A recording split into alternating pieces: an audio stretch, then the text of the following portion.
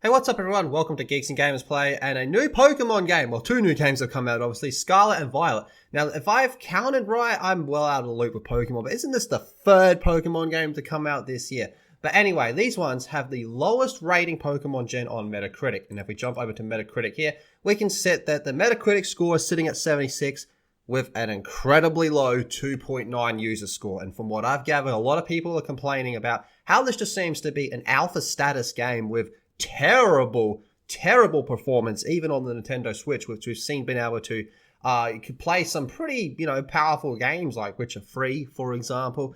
And this game, from what I've seen, is just a complete cash grab as well. So Pokemon fans vent frustrations online about Scarlet and Violet's technical problems. So the newest Pokemon Scarlet and Violet games are perhaps the most ambitious entries in the long-running series ever, but unfortunately it seems the game's performance and technical issues are dragging down the overall experience for many trainers around the world. As a result, the user score on Metacritic of Pokemon Scarlet, the only user-rated version of this time of writing, is at just 2.9 out of 10, with users of the website citing gameplay glitches, frame rate issues, underwhelming graphics, textures, and more. Oh, yikes. So it created a lot of discourse online, pretty much everyone chiming in with their own personal thoughts, including some critics. Much of the conversation seems to be about Game Freak's ability and the Pokemon Company's international handling of the franchise.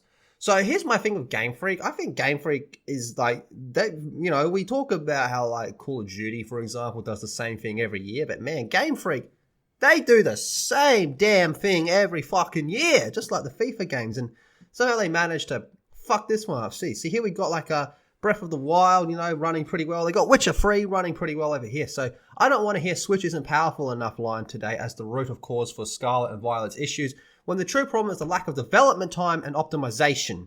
Now, I remember seeing something about how they actually had 4-day weekdays over there. So, I don't know what their problem is. It's mildly surprising to me that the latest Pokemon game seems less visually accomplished than many launch games for the PlayStation 3 back in 2006. Oh, that's rough. This isn't the fault of the hardware, I'm afraid to say.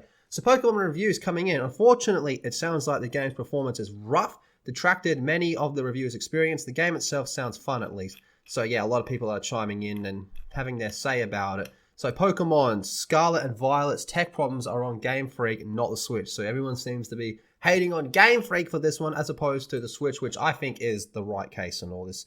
Look, it is a shame because I hate to see another good franchise go down the dumps, man. It seems like they really dropped the ball this one. Arceus did not look like my cup of tea for a Pokemon game. While having said that, a lot of people absolutely love that. So to go from Arceus to this, massive step down. But if you guys played this one, let me know in the comment section down what you think of it. Be sure to subscribe to Geeks and Gamers Play and check out geeksandgamers.com. And I'll see you all in the next video.